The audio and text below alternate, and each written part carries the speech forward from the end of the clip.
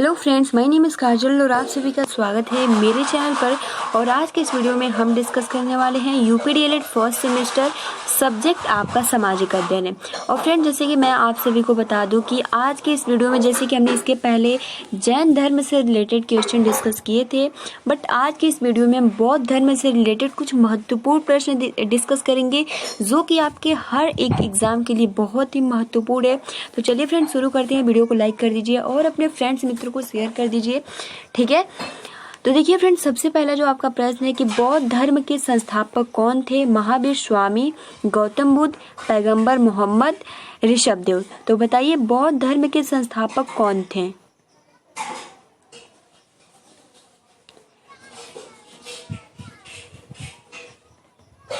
तो फ्रेंड देखिए, बिल्कुल सही, यहाँ पे हो जाएगा गौतम बुद्ध। और फ्रेंड देखिए, आप सभी को सबसे महत्वपूर्ण बता दूं कि गौतम बुद्ध को एशिया का ज्योति पुंज यानी लाइट ऑफ एशिया भी कहा जाता है। सबसे महत्वपूर्ण है, लाइट ऑफ एशिया किसको कहा जाता है? तो वो गौतम बुद्ध को कहा जाता है। तो ये भी याद रख लीजिएगा, एशिया का लाइट ऑफ एशिया किसको कहा जाता है? तो गौतम बुद्ध को कहा जाता है। और बौद्ध धर्म के जो संस्थापक है वो गौतम बुद्ध हैं, ठीक है। आगे बढ़ते हैं। आगे जो आपका प्रश्न है कि गौतम बुद्ध का जन्म कब हुआ था? 563 ईसा पूर्व, 536 ईसा पूर्व, 463 ईसा पूर्व, 534 ईसा पूर्व। तो गौतम बुद्ध का जन्म कब हुआ था ये आप सभी को बताना है।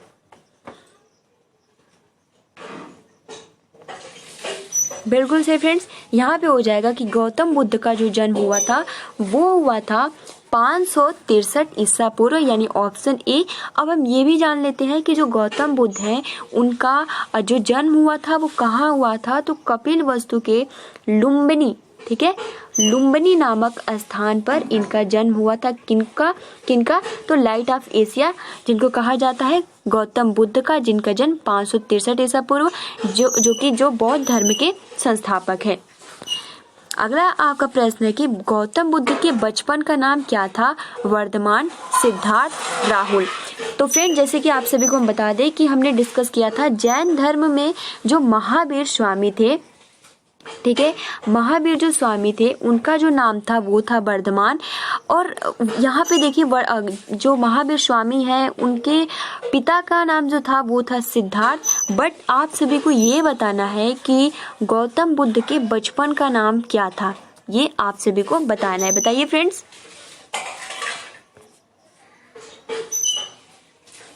तो देखिए फ्रेंड्स, यहाँ पे हो जाएगा सिद्धार्थ, ठीक है, ऑप्शन नंबर बी। अब यहाँ देखिए राहुल किसका नाम था? तो गौतम बुद्ध का ये पुत्र था राहुल।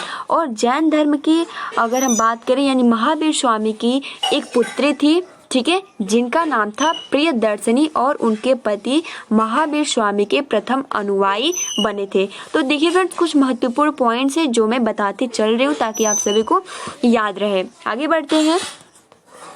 आगे जो आपका प्रश्न है कि बुद्ध का शाब्दिक अर्थ क्या होता है? जागृत, प्रबुद्धता, सन्यासी। तो आप सभी को बताना है कि बुद्ध का शाब्दिक अर्थ क्या होता है। बताइए फ्रेंड्स, क्या होगा?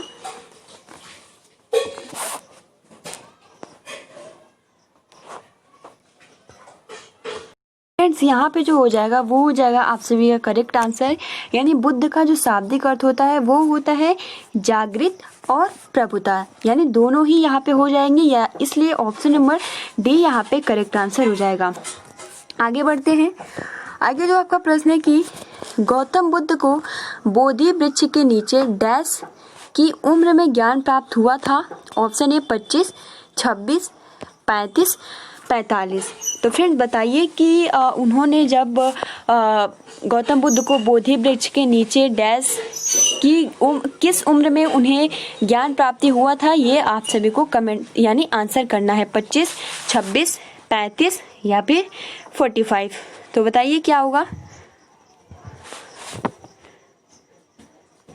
फ्रेंड देखिए यहाँ पे हो जाएगा 35, ठीक है, यानी 35 की उम्र में उन्हें गौतम बुद्ध को बोधि वृक्ष के नीचे 35 उम्र में ज्ञान की प्राप्ति हुआ था, ठीक है। तो ये बहुत ही महत्वपूर्ण ये प्रश्न है, आप इसको अच्छे से नोट डाउन कर लीजिएगा, ठीक है।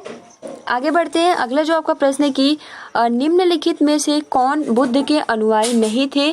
सरिपुता और मोगा ललन्ना, दूसरा अनंदा कश्यपा एंड उपाली, तीसरा सुधोधन एंड राहुल, और डी उपरोक्त में से कोई नहीं। तो बताइए फ्रेंड्स, निम्नलिखित में से कौन बुद्ध के अनुयायी नहीं थे?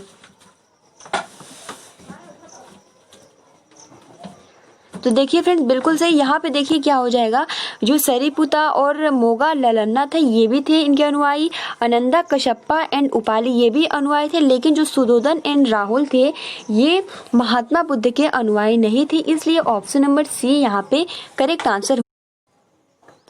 देखिए फ्रेंड्स, अगला आपका प्रश्न है कि निम्नलिखित में से किसने प्रथम बौद्ध संगति या परिषद भी कह सकते हो, किसने अध्यक्षता की थी? ऑप्शन है यहाँ पे हो जाएगा महाकश्यप। ठीक है, यहाँ कश्यपा नहीं है, महाकश्यप है।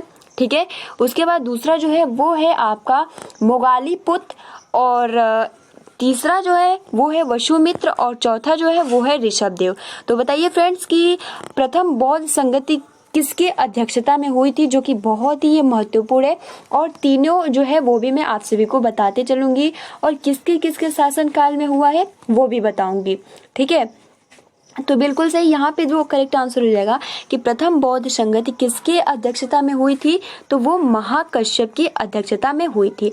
अब यहाँ ये सवाल आता है कि प्रथम बौद्ध संगति किसके शासनकाल में हुआ था, तो ये तो आप सभी को याद ही होगा, अजात शत्रु। ठीक है, और जो स्थान था वो राजगृह था, और जो समय था वो 483 ईसा पूर्व था। तो फ्रेंड्स, बौद्ध संगति से रिलेटेड बौद्ध सभाएं से बार बार प्रश्न पूछे जाते हैं, तो आप इसको बहुत ही अच्छे से याद कर लीजिएगा।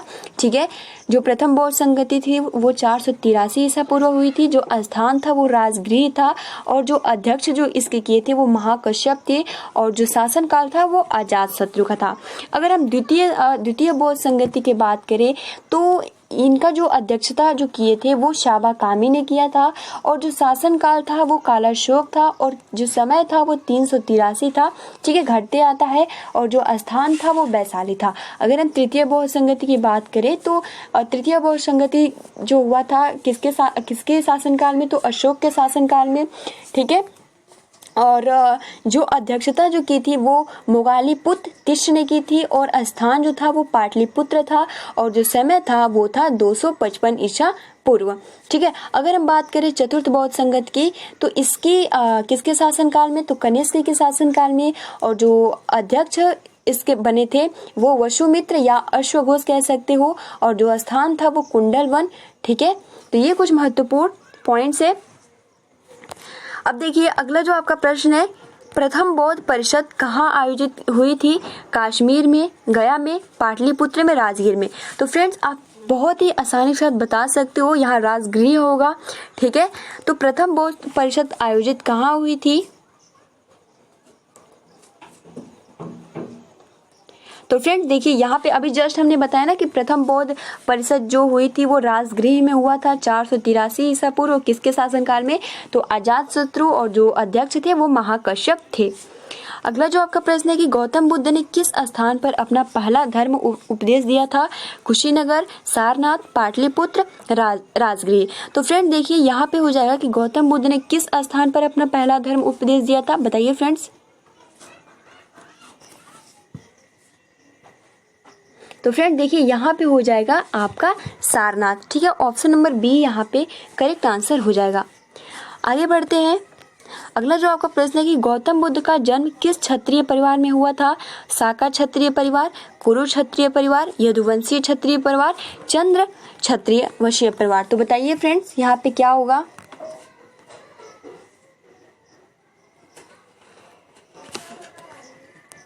या शाक्य भी कह सकते हो। ठीक है, तो फ्रेंड्स यहाँ पे जो करेक्ट आंसर हो जाएगा, गौतम बुद्ध का जन्म किस क्षत्रिय परिवार में हुआ था? तो शाक्य क्षत्रिय परिवार में हुआ था, यानी ऑप्शन नंबर यहाँ पे ई करेक्ट आंसर हो जाएगा। ठीक है, और जैसे कि आप सभी को हम बता दें कि जो महात्मा बुद्ध के पिता थे जिनका नाम सुधोधन था, उनका सुधोधन नाम था, वो उनके जो पिता थे वो शाक्यगढ़ के मुखिया थे। ये सबसे महत्वपूर्ण इस तरीके से प्रश्न पूछ लिए जाते हैं कि शाक्यगढ़ के मुखिया कौन थे? तो जो महात्मा बुद्ध के पिता थे सुधोधन, वो शाक्यगढ़ के मुखिया थे। ठीक है। और देखिए फ्रेंड्स, इनकी माता का जो नाम था वो माया देवी था। अब देखिए अगला जो आपका प्रश्न है कि प्रथम बौद्ध संगति कब हुआ था और कहाँ हुआ था। तो फ्रेंड्स आप बहुत ही आसानी के साथ इसका आंसर कर सकते हो। 483 ईसा पूर्व, जिसको हम BC कहते हैं, राजगृह 383 ईसा पूर्व, 255 ईसा पूर्व और ईस्वी के प्रथम शताब्दी से। तो देखिए फ्रेंड, जस्ट अभी हमने इसको बताया आप सभी को, तो यहाँ पे आप सभी का करेक्ट आंसर हो जाएगा 483 ईसा पूर्व यानी राजगृह में। अगला जो आपका प्रश्न है कि गौतम बुद्ध को कौन सी जगह ज्ञान प्राप्त हुआ था। देखिए फ्रेंड्स, यहाँ पे जो आप सभी का करेक्ट आंसर हो जाएगा वो हो जाएगा बोध गया। ठीक है, ऑप्शन नंबर C यहाँ पे करेक्ट आंसर हो जाएगा जो कि गौतम बुद्ध कौन सी जगह ज्ञान प्राप्त हुआ था, तो वो था आपका बोध गया। अब देखिए फ्रेंड्स, आप सभी को कुछ मैं महत्वपूर्ण पॉइंट्स बता देती हूँ। जैसे कि अभी जस्ट हमने डिस्कस किया कि वो उन्होंने सबसे पहला अपना जो उपदेश दिया था सारनाथ में दिया था। ठीक है, तो उस बौद्ध ग्रंथों में इसको क्या नाम दिया जाता है, तो उसको जो नाम दिया जाता है वो धर्म चक्र परिवर्तन कहा गया। इन्होंने जब यानी सारनाथ में जब सबसे पहले प्रथम उपदेश दिया तो इसे बौद्ध ग्रंथों में धर्म चक्र परिवर्तन कहा गया है। ठीक है, तो ये कुछ महत्वपूर्ण पॉइंट्स है। और देखिए फिर सारनाथ में बुद्ध का प्रथम प्रवचन क्या कहलाता है, महाविनिष्क्रमण, संबोधि, धर्म चक्र परिवर्तन, महापरिनिर्वाण। यानी यहाँ पे ये बोला जा रहा है कि सारनाथ में बुद्ध का प्रथम प्रवचन क्या कहलाता है। जस्ट मैंने अभी आप सभी को बताया। और देखिए, महाविनिष्क्रमण, संबोधि, धर्म चक्र परिवर्तन या महापरिनिर्वाण। तो देखिए फ्रेंड्स, यहाँ पे आप सभी का आंसर बिल्कुल ही सही होना चाहिए। ठीक है, यहाँ पे बोला जाता है धर्म चक्र परिवर्तन। अगर हम बात करें कि अब देखिए फ्रेंड्स, महापरिनिर्वाण से रिलेटेड क्वेश्चन बार बार पूछ लिए जाते हैं, तो चलिए इससे हम बता देते हैं कि इसके कौन से क्वेश्चन पूछते हैं। तो देखिए, जब महात्मा बुद्ध की मृत्यु यानी 80 वर्ष की अवस्था में यानी 483 ईसा पूर्व में कहा, तो कुशीनारा यानी देवरिया उत्तर प्रदेश में चुंद द्वारा अर्पित भोजन करने के बाद हो गई थी, जिसे बौद्ध धर्म में महापरिनिर्वाण कहा गया है। ठीक है, यानी इनसे मृत्यु से संबंधित है। अगर हम बात करें महाविनिष्क्रमण किससे संबंधित है, तो फ्रेंड जब संसारी समस्याओं से व्यथित होकर जब सिद्धार्थ यानी महात्मा बुद्ध ने 29 वर्ष की अवस्था में गृह त्याग दिया, तो इसे बौद्ध धर्म में महाविनिष्क्रमण कहा गया। बहुत ही महत्वपूर्ण ये प्रश्न है। ठीक है, आगे बढ़ते हैं। अगला जो आपका प्रश्न है कि गौतम बुद्ध की मृत्यु कहाँ हुई थी, बोध गया में, लुम्बिनी में, कुशीनगर में। तो फ्रेंड देखिए, जस्ट अभी हमने बताया ना कि अब कुशीनारा या आप कुशीनगर भी कह सकते हो। ठीक है, तो यहाँ पे देखिए, यहाँ पे जो आप सभी का करेक्ट आंसर हो जाएगा वो हो जाएगा कुशीनगर में। ठीक है, और देखिए 15 आपका प्रश्न है कि बुद्ध ने अपने उपदेश किस भाषा में दिए थे, पाली में, संस्कृत में, अपभ्रंश में, प्राकृत में। बताइए फ्रेंड्स क्या होगा। तो देखिए फ्रेंड्स, यहाँ पे हो जाएगा कि बुद्ध ने अपना उपदेश जो दिया था वो पाली भाषा में दिया था। तो फ्रेंड्स ये कुछ महत्वपूर्ण पॉइंट्स है। और देखिए फ्रेंड्स, मैं ये भी आप सभी को बता दूं कि जो सबसे ज़्यादा इन्होंने सबसे सर्वाधिक उपदेश कौशल देश की राजधानी श्रावस्ती में दिए हैं। और इनके देखिए प्रमुख अनुयायी शासक कौन कौन से थे, तो बिंबिसार, प्रसेनजीत तथा उदयन थे। ठीक है, और भी कुछ महत्वपूर्ण पॉइंट जैसे कि मैं आप सभी को बता दूं कि बौद्ध धर्म के त्रिरत्न कौन कौन से थे। तो बौद्ध धर्म के त्रिरत्न आप सभी को आता है तो आप कमेंट्स बॉक्स में बता भी सकते हो। देखिए, बुद्ध होता है, धम्म होता है एवं संघ होता है। ठीक है, और उसके बाद देखिए कि जैसे कि विश्व दुखों से भरा है। ठीक है, विश्व दुखों से भरा है का सिद्धांत बुद्ध ने उपनिषद से लिया है। ठीक है, जो ये सिद्धांत है कि जो विश्व है वो दुखों से भरा है, ये जो महात्मा बुद्ध किससे लिए हैं, तो उपनिषद से लिए हैं। और फ्रेंड्स मैं आप सभी को बता दूं कि जब चतुर्थ बौद्ध संगति हुआ यानी कनिष्क के शासन काल में हुआ था, उसके बाद जो बौद्ध धर्म था वो 2 भागों में बट गया था। जो 2 भाग थे, एक तो हीनयान था, दूसरा महायान था। जैसे कि हमने जैन धर्म देखा था, उसमें श्वेतांबर और दिगंबर थे। उसी प्रकार जो आपका बौद्ध धर्म था ये भी 2 भागों में बट गया था, हीनयान और महायान। तो फ्रेंड्स ये बहुत ही महत्वपूर्ण प्रश्न है। और देखिए फ्रेंड्स, और भी कुछ महत्वपूर्ण पॉइंट जैसे कि हमने बहुत ही अच्छे से डिस्कस किए थे। ठीक है, कि बुद्ध ने सांसारिक दुखों के संबंध में 4 आर्य सत्य कौन कौन से बताए थे।